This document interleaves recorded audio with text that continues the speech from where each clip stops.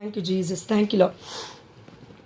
ఈరోజు పరిశుద్ధాత్మ దేవుడు ఒకే అంశం గుర్తు చేశాడండి. నువ్వెలా పుట్టావు అని నన్ను అడిగాడు. ఎప్పుడు అంటే 6:14 అనుకుంటా అప్పుడు సమయం. మీకు పెట్టానుగా ఒక ఫోటో. అదే సమయంలో ఒక్క 1 మినిట్ ముందు పరిశుద్ధాత్మ దేవుడు అడుగుతూ ఉన్నాడు, నువ్వెలా పుట్టావు అని. నేను ఎమ్మటే గూగుల్లోకి వెళ్ళి నేను ఆ ఇమేజ్ తీసి గ్రూప్లో పెట్టాను. I didn't prepare anything. కానీ దేవుడు గొప్పవాడు. దేవుడు ఏదైనా ఇన్స్పైర్ చేశాడంటే, పరిశుద్ధాత్మ దేవుడు ఏదైనా సరే మాట్లాడమని చెప్పాడంటే దాంతోపాటు కృప అనేది ఇస్తాడు, దాంతోపాటు అనుగ్రహాన్ని ఇస్తాడు. అంతకంటే ముందు మాట్లాడింది పరిశుద్ధాత్మ దేవుడు కాబట్టి పరిశుద్ధాత్మ దేవుడే ఉండి మాట్లాడిపిస్తాడు. కాబట్టి ప్రియమైన దేవుడు బిడ్డలారా, పరిశుద్ధమైన గ్రంథం చెప్తుంది, కీర్తన గ్రంథము 127వ అధ్యాయం 3వ వచనం మనందరికీ తెలుసు. గర్భఫలము యెహోవా ఇచ్చు స్వాస్థము ఆమేన్ హల్లెలూయా. గర్భఫలము యెహోవా ఇచ్చు స్వాస్థము ఆమేన్ హల్లెలూయా. అంటే పుత్రుడు ప్రభు ఇచ్చు వరము, తనయులు దేవుని బహుమానము అనుంది. ప్రియమైన దేవుడు బిడ్డలారా, ఒక్కసారి మనం ప్రశ్నించుకుందాము. మనం పుత్రులము, పుత్రికలము, మనమల్లు, మనమరాళ్ళు, మనం తల్లిదండ్రులకు పుట్టాం, లేదంటే మనకు కొంతమంది పిల్లలు పుట్టారు. అంటే నా గురించి చెప్పట్లేదు, మీ గురించి చెప్తున్నాను. ఆధ్యాత్మిక గురించి మాట్లాడుతున్నాను, శారీరకంగా పుట్టిన పిల్లల గురించి చెప్తున్నాను. ఆధ్యాత్మికంగా అనేకులు ఉంటారని దేవాదేవుడు చెప్తున్నాడు కదా. ఆమేన్. కాబట్టి ప్రియమైన దేవుడు బిడ్డ, ఈ సమయంలో ఒకటి గుర్తుపెట్టుకుందాం. మనల్ని కన్న తల్లిదండ్రులు, తల్లిని తీసుకుందాం. మనం కన్న తల్లి లేబర్ పెయిన్ పడి, లేదంటే నువ్వు కూడా మేబీ జన్మనిచ్చుంటే పాపకో బాబుకో నువ్వు లేబర్ పెయిన్ పడ్డావు. ఇవన్నీ ఒక్కసారి తలంచుకోవడానికి ప్రయత్నం చేద్దాం. సమస్యలని పక్కకు పెట్టేసే. ఈ అర్ధగంట 40 నిమిషాలు సమస్యలు మొత్తం పక్కకు పెట్టేసి Alt plus shift plus delete కొట్టి పక్కకు పెట్టేయాలి. దేవదేవుడు చెప్తున్నాడు, ఎందుకంటే వాక్యం విడుదల ఆమేన్ హల్లెలూయా, వాక్యం స్వస్థత ఆమేన్ హల్లెలూయా, వాక్యమే విమోచన ఆమేన్ హల్లెలూయా. వాక్యం వింటున్నప్పుడే మనకి స్వస్థత జరుగుతుంది ఆమేన్ హల్లెలూయా. పేతురు ప్రసంగిస్తున్నప్పుడు పరిశుద్ధాత్మతో అక్కడున్న వారందరూ నింపబడిరి అని ఉంది అండి. దేవుడి సందేశాన్ని చెప్తున్నప్పుడు అది జరిగింది. దేవుడి యొక్క సందేశము చెప్తున్నప్పుడు అది జరిగింది. అంటే వాక్యానికి శక్తి ఉంది, మనుషులకు లేదు. కానీ దేవుడు ఉపయోగించుకోవడం ద్వారా ఉత్తి వ్యక్తి శక్తివంతుడిగా అవ్వగలుగుతాడు. ఎంత శక్తి ఉన్నా కూడా ఈ లోకంలో ఉత్తి వ్యక్తిగా జీరోలాగా కనబడతాడు దేవుడి ముందు. ఎందుకంటే దేవుడి మీద మనం ఆధారపడుతున్నామా లేదా అని ఆ దేవాదేవుడు మనల్ని అందరినీ కనిపెడుతూ ఉన్నాడు. ప్రియమైన దేవుడు బిడ్డలారా, ఈ సమయంలో మనం ఒకటి గుర్తుపడదాం. పుత్రుడు ప్రభు ఇచ్చు వరము, తనయులు దేవుడు బహుమానం దేవుడు అన్నాడు కదా 127వ కీర్తన 3వ వచనంలో. అవును, దేవుడే ఇస్తున్నాడా ఈ ప్రపంచంలో ప్రతి అందరికీ పిల్లల్ని దేవుడే ఇస్తున్నాడా? చెప్పండి, రిప్లై చెప్పండి ఎవరైనా. పుత్ర పరిశుద్ధాత్మ దేవుడు ముగ్గురు ఒక్కరే అని మన కన్నతల్లి అయిన కథోలిక శ్రీసభ స్ట్రాంగ్గా నమ్ముతూ ఉంది.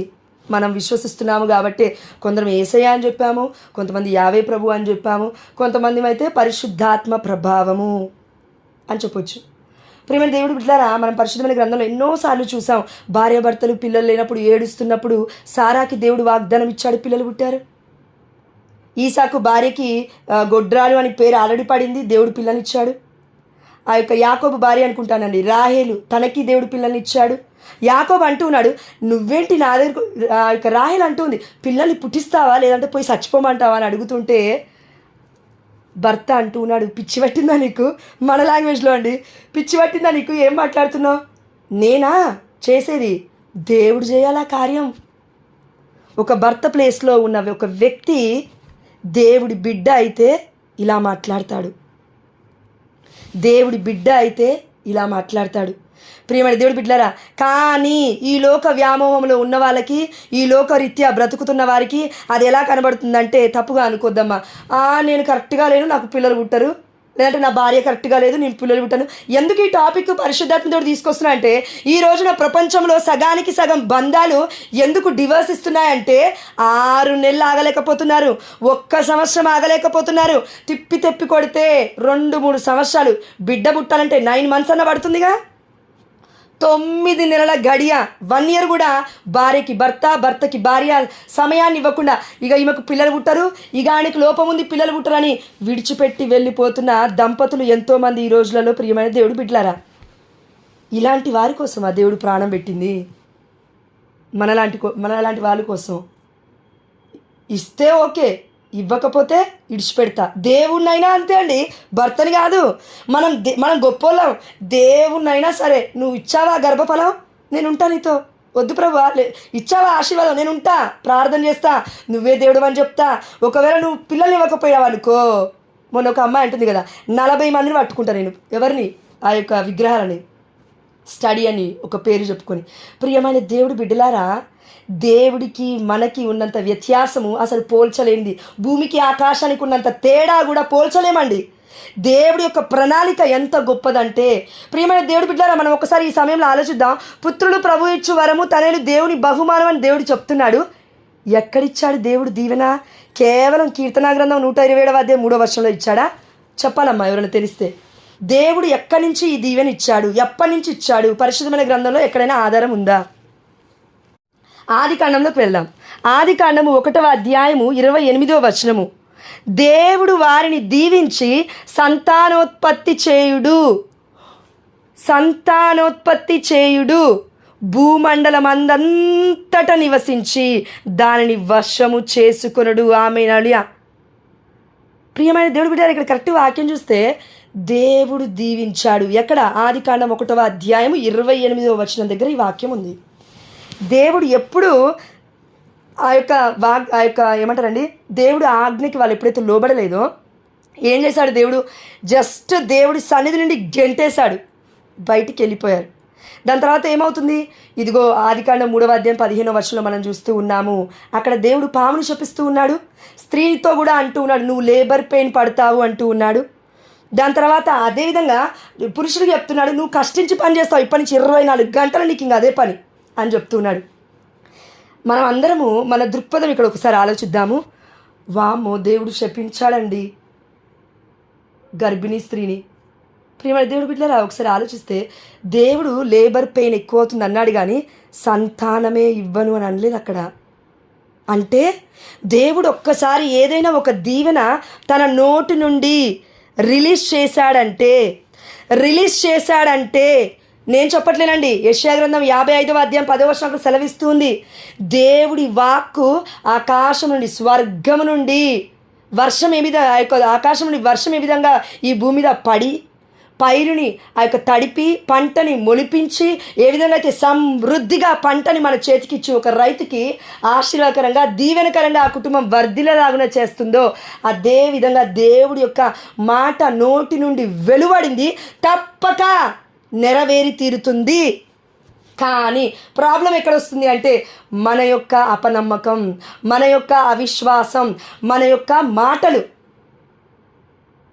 దేవాతి దేవుడు ఆల్రెడీ ఆ యొక్క రిలీజ్ చేశాడు దీవెన. ఏదైనా అనుకో, ఇక్కడ సంతానం ఉంది, నీ కుటుంబంలో, నా కుటుంబంలో, బిడ్డల విషయంలో, కుటుంబ విషయంలో, భర్త విషయంలో, పిల్లల విషయంలో, వాట్ ఎవర్ ఇట్ మేబీ, మా జాబ్ అయినా, బిజినెస్ అయినా, ఇంకేదైనా, పరలోక రాజ్యానికి నువ్వు వస్తావు, నువ్వు నా బిడ్డవు అని దేవుడు ఎప్పుడో చెప్పాడు. నువ్వు నేను పరిచయకి స్టార్ట్ అయినప్పుడే చెప్పాడు దేవుడు. ఆ ఒక్క మాటని పట్టుకున్నా మనం బ్రతుకుతాం. కానీ మనం ఏం చేస్తామంటే ఎవరెవరో ఈ లోకంలో అన్న మాటలన్నీ పట్టుకుంటాం. భర్త అంటాడు, ఇక నువ్వు వేస్ట్ దాని అంటాడు, ఆయన మాటలు పట్టుకుంటావు. ఆయన దేవుడు మరి సారీ మా. భార్య ఒక మాట అంటుంది నెగిటివ్గా, నువ్వు దేనికి పనికిరావయ్యా అని అంటుంది. ఒక్కొక్కసారి భర్తను అంటారండి కొంతమంది స్త్రీలు. బుద్ధి రావాలి మనకి కొంచెం మాట్లాడే ముందు. అంటే ఎన్ని చేసినా కూడా భార్య, ఎన్ని చేసినా కూడా భర్త, ఎంత చేసినా పిల్లలు, ఎంత సంపాదించినా ఏది ఏది ఏది ఏది ఏది ఏది శాలరీ సరిపోట్లే, ఏది ఏది ఏది ఏది డబ్బులు సరిపోట్లే, ఒక జలగలాగా తింటుంటాము. జలగ ఏం చేస్తుంది? రక్తం బట్టి పీలుస్తుంది, దాని పనే అది. ప్రియమైన దేవుడు బిడ్డలారా, ఈ లోకంలో బ్రతుకుతున్న మన పని అది కాదు. మనం దేవుడు చెప్పినట్టు చేయాలని దేవాదేవుడు కోరుకుంటూ ఉన్నాడు. ఇక్కడ దీవెనకరమైన మాట దేవుడు ఏమిచ్చాడు? సంతానోత్పత్తి చేయుడు. ఆమేన్. దేవుడు దీవించెను అనుంది అక్కడ. అయిపోయింది. దీవెన ఆల్రెడీ ప్రపంచంలో పుట్టబోతున్న ప్రతి ఒక్కరికి ఇచ్చేశాడు దేవుడు. ఆల్రెడీ పెళ్లి చేసుకోబోతున్న ప్రతి దంపతులకి ఈ దీవెన ఉంది. పెళ్లి చేసుకోక ముందు కూడా ఉన్నారు కదా వాళ్ళు, దాని తర్వాత మళ్ళీ పెళ్లి చేసుకుంటారు కదా. ఎవరిని పెళ్లి చేసుకోబోతున్నారో కూడా దేవుడికి తెలుసు. ప్రియమైన దేవుడి బిడ్డలారా, ఈ వాగ్దానం నమ్ముకున్న వాళ్ళము ఎందుకు భయపడుతున్నాం? గర్భఫలం లేదని. ఈ వాగ్దానం నమ్ముకున్న వాళ్ళము దేవుడు దీవిస్తా అని చెప్పాడు. సంతానాన్ని కూడా, అంటే బిడ్డల్ని కూడా దీవిస్తానని అర్థం. అందులో అర్థం పిల్లల్ని కూడా దీవిస్తున్నాడు. దాని తర్వాత దేవుడు నెట్టేసినా సరే తన సన్నిధి నుంచి కానీ ఏం చేస్తున్నాడంటే వాళ్ళిద్దరికీ, ఆ యొక్క ఆదాముకి ఏవకి పిల్లలు పుట్టారు. కయ్యూను హేబేలు పుట్టారు. మన దాని తర్వాత చూస్తే ఏబేలుని కయ్యూను చంపేశాడు. దాని తర్వాత ఇంకో 3 పిల్లలు కలిగారు. అయ్యో, చూస్తుంటే చూస్తుంటే చూస్తుంటే దేవుడిచ్చిన మాట నెరవేరింది. అదేంటి? భూమండలము నందంతటా నివసించి దానిని వశము చేసుకొనడు. ఆమె హల్లెలూయా. ప్రపంచం మొత్తం దేవుడి బిడ్డలే. ఇప్పుడు మనం అందరం దేవుడి బిడ్డలాము. నేను చెప్పట్లేనండి. కీర్తనా గ్రంథము 2వ అధ్యాయము 7వ వచనం సెలవిస్తూ ఉంది, ప్రభు నాకు ఇట్లు ఆదేశం ఇచ్చెను, నేను నిన్ను కనియుంటిని, నేను నిన్ను కనియుంటిని, నీవు నా బిడ్డవు, నీవు నా కుమార్తెవు, నీవు నా కుమారుడవు. ఈ టైటిల్, ఈ యొక్క గొప్ప పేరు మనకి ఎవ్వరి వల్ల ఈ ప్రపంచంలో నిజమైన దేవుడు తప్ప. నువ్వు నా బిడ్డవు అంటూ ఉన్నాడు దేవాదేవుడు. బానిసం అనట్లేడండి. ప్రియమైన దేవుడి బిడ్డలారా, దేవుడి బిడ్డలమైన మనం అందరికీ దేవుడి యొక్క వాగ్దానం ప్రతి ఒక్కటి కాదు. ఇప్పుడు ఆదికాండం 1వ అధ్యాయం 28 శాంపిల్, అది ఒక ఎగ్జాంపుల్ మాత్రమే పరిశుద్ధాత్మ దేవుడు చెప్తున్నాడు. కానీ ఆదికాండం మొట్టమొదటి వచనం నుండి దర్శన గ్రంథం వరకు ఈ పరిశుద్ధమైన గ్రంథమే సరిపోలేదు, దేవుడు చేసిన కార్యములు లిఖించుటకు అనుంది. యోహాను సువార్త చివరి అధ్యాయం చివరి వచనంలో. అంటే దేవుడు నీతో నాతో పర్సనల్గా మాట్లాడేవి కూడా చేస్తాడని అర్థం. బైబిల్లో లేకపోయినా ఒకవేళ ఆ మాటలు, గ్రంథం సరిపోదండి. దేవుడు మనతో మాట్లాడే మాటలు ఒక డైరీ పెట్టి రాసినా కూడా జీవితం సరిపోదు. ప్రియమైన దేవుడు బిడ్డలారా, మరి దేవుడు ఆ ఒక్క మాటకి వాగ్దానం ఇచ్చినప్పుడు అంత తప్పు చేసిన ఆదాము ఏవా తిరిగి ఆ వాగ్దానాన్ని దేవుడు వెనక్కి తీసుకోలేదు. తిరిగి ఆ వాగ్దానాన్ని దేవాతి దేవుడు వెనక్కి తీసుకోలేదు. ఇంకా మీరు చచ్చిపోండి, మీకు సంతానం పుట్టదు, ఇంకేం అవ్వదు, ఇట్లా అనలేదు దేవుడు. మనం అంటామండి అలాంటి మాటలు, మానవుల మాటలు అవి. ఎట్లా అంటే తప్పుగా అనుకోవద్దు. ఎట్లా అంటే ఫర్ ఎగ్జాంపుల్ ఎవరికైనా ఏదైనా మనం గిఫ్ట్ ఇచ్చామనుకోండి, మంచిగా ఉన్నప్పుడు, స్నేహంలో ఉన్నప్పుడు మంచి గిఫ్ట్ ఇచ్చామనుకోండి, వాళ్ళు మంచిగా ఉండరు అనుకోండి, ఏదో ఒక మాట తిడతారనుకోండి, అప్పుడు ఏం చేస్తాం? మొన్న నీకు గిఫ్ట్ ఇచ్చానుగా, అది ఇచ్చేయి. భార్యాభర్తల మధ్యలో కూడా ఇలాంటివి జరుగుతూ ఉంటాయి కొన్ని విషయాల్లో. నిజం. చిన్న పిల్లలు స్కూలింగ్లో ఉన్నప్పుడు, నేను నిన్న నీకు పెన్సిల్ ఇచ్చానుగా, నీ దోస్ కట్టిఫ్ ఇచ్చేయి, పెన్సిల్ ఇచ్చేయి, బాక్స్ ఇచ్చేయి, నేను నీకు అది ఇచ్చానుగా, ఇచ్చే. ఇలా ఉంటుందండి. ఇది పిల్లలు మాట్లాడుకుంటే బాగానే ఉంటుంది, కానీ పెద్దలు మాట్లాడితేనే కొంచెం అసహ్యంగా ఉంటుంది. ముఖ్యంగా క్రైస్తవులు మాట్లాడుకుంటే, క్రీస్తు బిడ్డలు మాట్లాడుకుంటే, ఇదిగో నువ్వు నాకు అది చేసావు కదా, నేను నీకు ఇది చేస్తాను. దేవుడు అలాంటి వాటికి ఆనందించాడు. ఉదారంగా ఇచ్చేదాన్ని ఆనందిస్తాడు. కానీ నేను ఇది నీకు చేశాను కాబట్టి నువ్వు నాకు అది చేయి, నేను నీకు 2000 ఇచ్చాను కాబట్టి తిరిగి 2000 ఇవ్వు, లేదంటే నీకు 3000 నేను ఇచ్చాను కాబట్టి తిరిగి 3000కి ఏదైనా ఒక వస్తువు తిరిగి ఇవ్వు. అది దేవుడికి తెలుసండి మనం ఏం చేస్తున్నామో. మనం అనుకుంటా రుణం తీరిపోయింది, ఆమెతో నాకేం సంబంధం. రుణం కోసమా ఈ లోకానికి వచ్చింది? దేవుడు చిత్తం చేయడానిక మనం వచ్చింది ఈ లోకానికి? మనుషుల్ని మెప్పించుకోవడానిక? మనుషుల యొక్క పొగడత మనం తీసుకోవడానిక వచ్చింది ఈ లోకానికి? దేవుణ్ణి సంతోషపెట్టడానిక మనం ఈ లోకానికి వచ్చింది? ప్రియమైన దేవుడు బిడ్డలారా, ఈ వాక్యం ఇంకొంచెం ముందుకు వెళ్తే మనము కీర్తన గ్రంథము 127వ అధ్యాయం చూసాము. కీర్తన గ్రంథము 2వ అధ్యాయం 7వ వచనం మనం చూస్తూ ఉన్నాము. నా బిడ్డలు నేను కన్నాను. ఎలా కన్నాను? ఈ సమయంలో మనందరికీ ఒక ప్రశ్న అండి. ప్రతిరోజు దేవుని అడుగుతూ ఉంటాం కదా, ఏమని? ఏం చేసావు ప్రభువా, ఏం చేసావు ప్రభువా, ఏం చేసావు ప్రభువా, ఏం చేసావు ప్రభువా. పరిశుద్ధాత్మ దేవుడు నీ కోసం నా కోసం ఏం చేశాడో ఈరోజు వాక్య పరిచర్య ద్వారా ఇంకా లోపలికి మనం వెళ్దాం. తను ఇచ్చిన దీవెన తీసుకోలేదు, ఎక్కడా తీసుకోలేదు. యోసేపు చెరసాలలో ఉన్నప్పుడు దేవుడి యొక్క జ్ఞానం అతనితో వెళ్ళిందట. గోతిలో ఉన్నప్పుడు దేవుడు తనకి తోడుగా ఉన్నాడట. అన్ని పరిస్థితుల యందు దేవాతి దేవుడు యోసేపుకు తోడుగా ఉన్నాడు. అంతేగాని యోసేపు ఎక్కడా కూడా దేవుడు నాకు తోడుగా లేడు, కానీ చచ్చిపోతే అయిపోతుందిలే అనుకోలేదు. ప్రియమైన దేవుడు బిడ్డలారా, కానీ ఆయన చేసిన గొప్ప పని ఏంటంటే పాపం నుండి పరిగెట్టాడు. ఈ జీవితకాలం అంతా అండి మనం అందరం చేయాల్సిన పని ఏంటి తెలుసా? పాపం నుండి పరిగెట్టడమే. ఎలిదాన్ని ముద్దు పెట్టుకొని కౌగిలించుకొని ఉండకూడదు. పాపం బాగుంది, అందంగా ఉంది, తెల్లగా ఉంది, ఇంకేదో కలర్ఫుల్గా ఉందని నో, అది అట్లనే కనబడుతుంది. కనబడదు కదా పాపం, ఫ్రూట్ ద్వారా, పండు రూపంలో. అవిధేయత, దేవుని ధిక్కరించారు, దేవుడి ప్రేమను త్రోసిపుచ్చారు, దేవుడి సన్నిధిని కోల్పోయారు. ఒక్క అవిధేయత చేయడం, ఒక్క మాటకి వాళ్ళు లోబడకుండా ఉండడం ద్వారా దేవుడి యొక్క సహవాసమే కోల్పోయారండి వాళ్ళు. అప్పటికి కూడా దేవుడు విడిచిపెట్టాడా అంటే విడిచిపెట్టలేదు. ఎలా అయితే ఆదాముకి ఆదికాండం 2వ అధ్యాయం 7వ వచనంలో మానవుణ్ణి తన యొక్క చేతులతో చేసి మానవుడికి ఒక రూపాన్ని ఇచ్చి, తన రూపాన్ని ఇచ్చి, ఎవరో రూపాన్ని కానీ తన రూపంలో ముఖపోలికల్లో చేసుకొని తన ముక్కు రంధ్రంలో దేవుడి జీవాత్మను ఊదాడు. ఆమె హల్లెలూయా. ఇదే క్రియ దేవుడు మళ్ళీ ఎక్కడ చేస్తున్నాడంటే, ఏవకు దేవుడు బిడ్డలు ఇచ్చాడు. మొట్టమొదటి ఏవకి కయీన్ని దేవుడు ఇచ్చాడు, హేబేలుని దేవుడు ఇచ్చాడు. ఆ యొక్క స్త్రీకి తన గర్భములో దేవుడు మరలా ప్రాణవాయువుని ఊదుతున్నాడు. ఆమె నడుయ జీవాత్మని ఊదుతున్నాడు. ఆమె నడుయ అంటే ఆదాము ఏదో తప్పు చేశాడని దేవుడు వచ్చేసి బిడ్డల్ని పుట్టించకుండా లేడు. వాళ్ళ జీవితం మళ్ళీ వాళ్ళదే. ప్రియమైన దేవుడు బిడ్డలరా, మనం అందరం చాలామంది ఆలోచిస్తామండి, ఎక్కడ ఆగిపోతామంటే కర్సెస్, శాపాలు. అవును, శాపాలు ఉన్నాయి, మనుషులు చెప్పారు, పరిశుద్ధమైన గ్రంథం కూడా చెప్తుంది, ద్వితీయోపదేశ కాండంలో ఉంది. 4 తరాలు శపించబడతారని దేవుడు కూడా చెప్పాడు. కానీ స్టిల్ ఇప్పటి వరకు కూడా అది ఇంకా జరుగుతుంది అట్లనే. ఎవరైతే నమ్ముతారో శాపాలు నిజంగా ఉన్నాయి, ఇంకా నా కుటుంబాన్ని విడిచిపెట్టలేదని, ఇట్ విల్ కమ్. అట్లా అవుతూనే ఉంటుంది నువ్వు నేను నమ్మినన్ని రోజులు. ఎప్పుడైతే ఏ శాపము లేదు, ఏదైనా కూడా నా దేవుడికి సాధ్యమే, ఆయన రక్తంలో కొట్టేశాడు, టెటలాస్టాయ్ సమాప్తమైందని చెప్పాడు. ఇంకెందుకు నేను పాపాన్ని పట్టుకొని కూర్చుంటా, ఇంకెందుకు నేను శాపాన్ని పట్టుకొని కూర్చుంటా? దేవుడు క్షమించాలని చెప్తుంటే ఇంకా మళ్ళీ మళ్ళీ మళ్ళీ లేదు లేదు ఇంకా నేను చచ్చిపోవాలి, లేదు లేదు ఇంకా నేను పాపాత్మురాల్ని, లేదు లేదు ఇంకా నా మీద శాపాలు ఉన్నాయి. వాళ్ళు ఎవరో ఏదో అన్నారు, శాపాలు పనిచేశాయి. దేవుళ్ళ వాళ్ళు ఏమన్నా? దేవుడు చెప్పాడా నీకు నాకు? మరి దేవుణ్ణి ఎందుకు అడగట్లే మనం? ప్రభువా శాపాలు ఉన్నాయా? దేవుణ్ణి అడిగామా ఎప్పుడన్నా? చెప్తాడా ఆన్సర్? ప్రభువా ఇంకా నాలో ఏముంది ప్రభువా?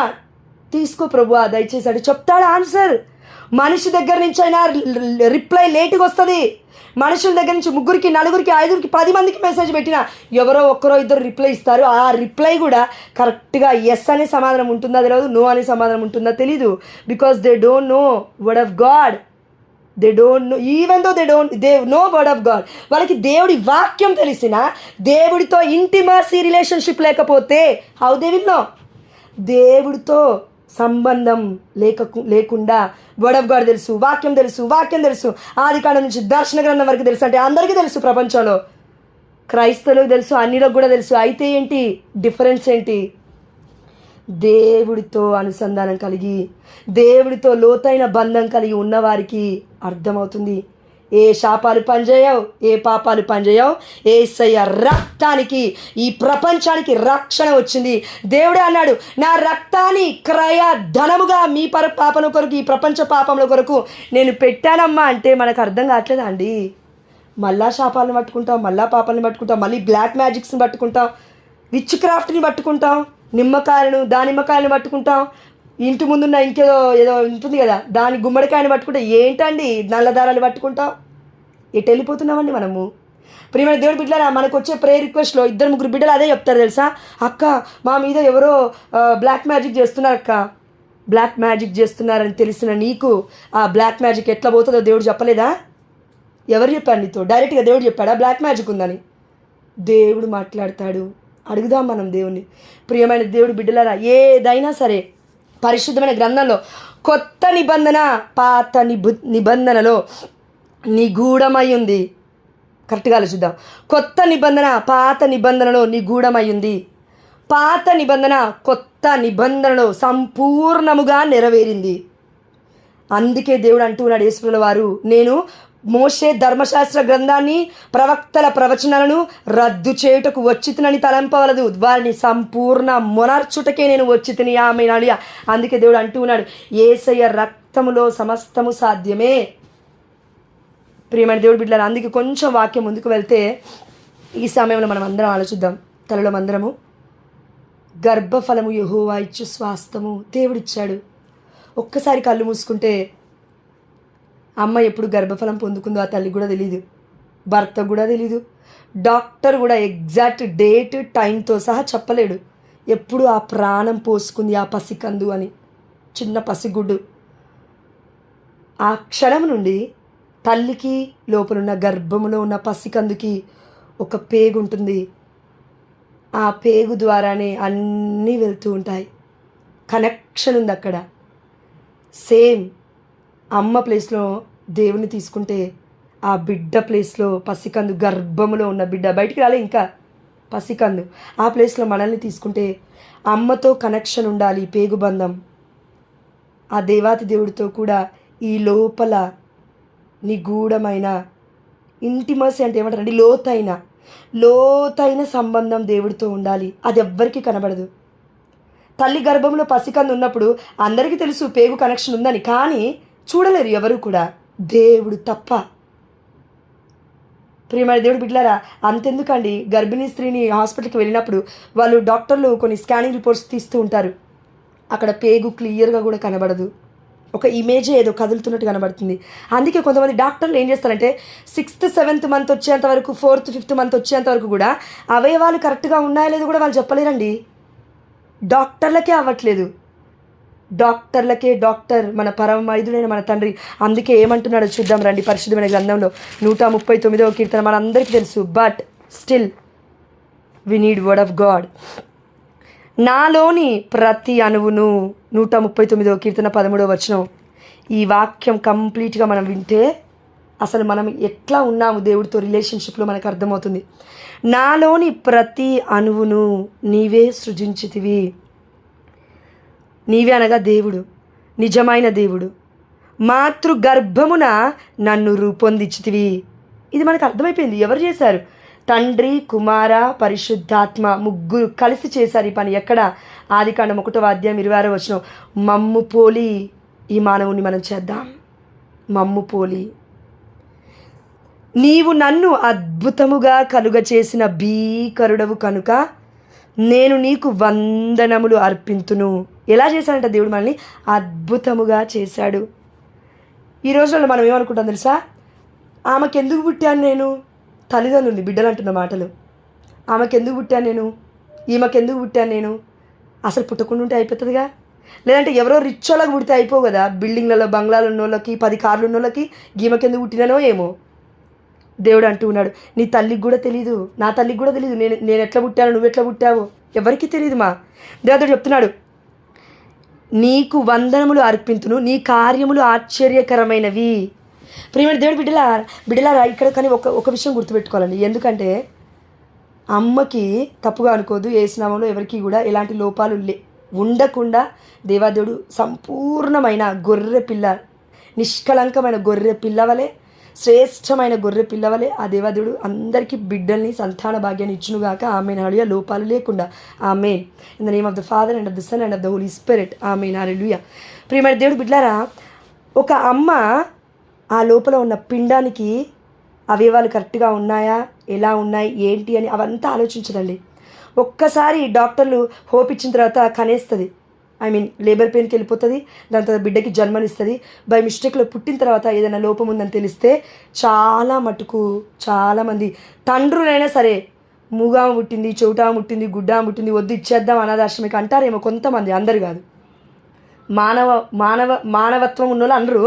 మానవత్వం లేకుండా చచ్చిపోయి మృగము జీవించిన వాళ్ళకి అంటారు వాళ్ళ మాటలు. అప్పుడు ఏం చేస్తారంటే ఇచ్చేసి వెళ్ళిపోతారు వాళ్ళు. కానీ ఏ తల్లి అయితే, చాలామంది ఉన్నారు, మనం చూస్తూ ఉంటాం ఇన్స్టాలో. మా కుటుంబంలోనే ఒక తల్లి ఉంది, మా అమ్మ, మా వదినమ్మ. వేదకి జన్మనిచ్చింది.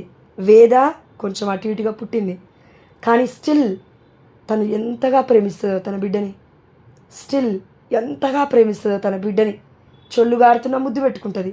ఇంత పెద్దగా అయిన తర్వాత కూడా, 10 ఏళ్ళు వచ్చిన తర్వాత కూడా. ప్రియమైన దేవుడు బిడ్డలారా, తల్లి ప్రేమనే ఇంత గొప్పగా ఉంది కదా, లోపాలున్నా ప్రేమిస్తుంది కదా.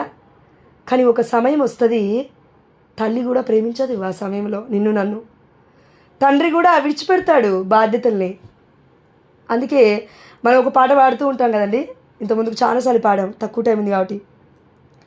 అమ్మ కన్న మిన్నవో యేసయ్యా, నాన్న కన్న మిన్నవో యేసయ్యా, అమ్మ కన్న మిన్నవో యేసయ్యా,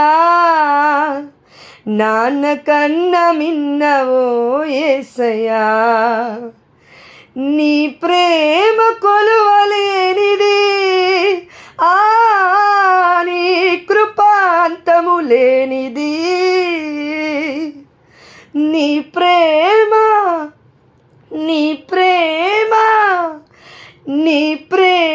కొలువలేనిది,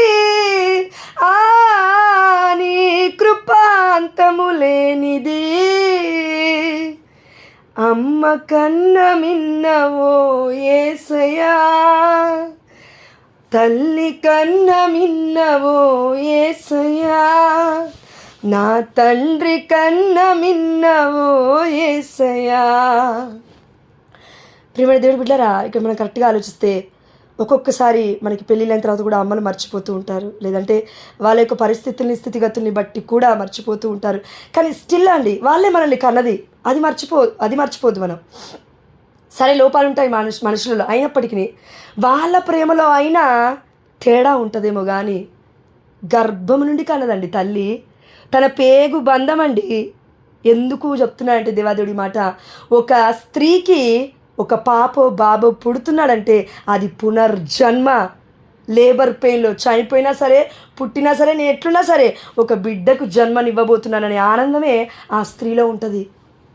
ఈవెన్ కొంతమంది భర్తలు భార్యని ఎక్కువగా ప్రేమించే వాళ్ళైతే మంచిగా ప్రేయర్ చేసుకుంటారండి. ప్రభువా, బిడ్డ ఉంది గర్భంలో, నీ చిత్తమైతే నా ఏవా, ఆదాము వాళ్ళ ప్రార్థన చేయాలనుకుంటే నా ఏవా ప్రభువా, ఎముక నుంచి తీసావు కదా, నా ఏవని కాపాడయ్యా, ఆమెతో పాటు నాకు బిడ్డ కావాలి అని ఇలాంటి ప్రార్థన చేసే భర్తలు ఎవరు లేరు ప్రపంచంలో. అందుకే ఒక్కొక్కసారి ఆ యొక్క ఆపరేషన్ థియేటర్కి వెళ్ళినప్పుడు ప్రార్థన లేకుండా వెళ్తారండి పిచ్చోళ్ళు. ప్రార్థన చేయరు, దేవుడిచ్చిన బహుమానాన్ని బట్టి దేవుని స్తుతించరు, ఏదో వెళ్ళిపోతుంటారు అట్లా. ఆ సమయంలో తల్లికి ఏదైనా బిడ్డకి ఏదైనా ఎంత బాధ అండి. ఒక ప్రాణం, ఒక ఆత్మ, ఈ లోకమైతే ప్రాణం అంటది, దేవుడైతే ఆత్మ అంటాడు.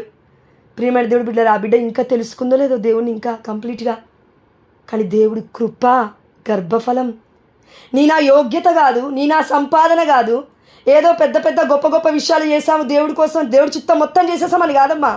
దేవుడి స్వాస్థం. It's a free gift from heaven, it's a free gift from above, it's a free gift from God. ఉచితంగా పొందుకున్నాం.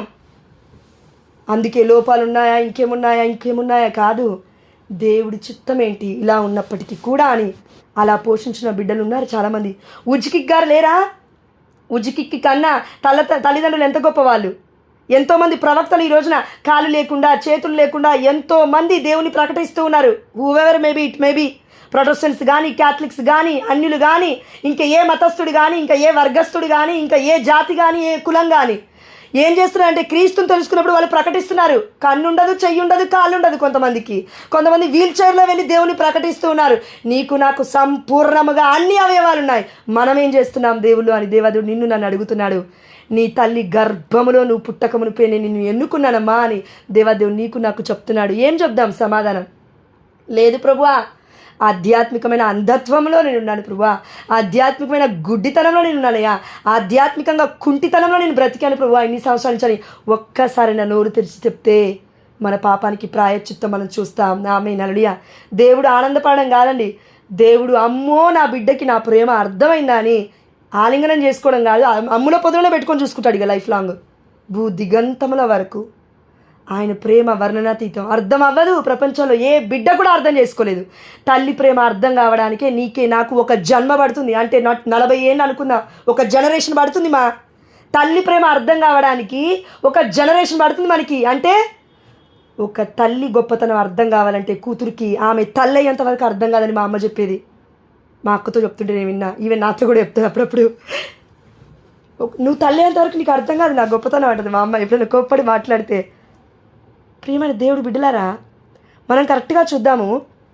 ఒక తల్లి అయినా మర్చిపోతుందేమో, ఒక తల్లి అయినా విడిచిపెడుతుందేమో లోపాలుంటే నిన్ను నన్ను.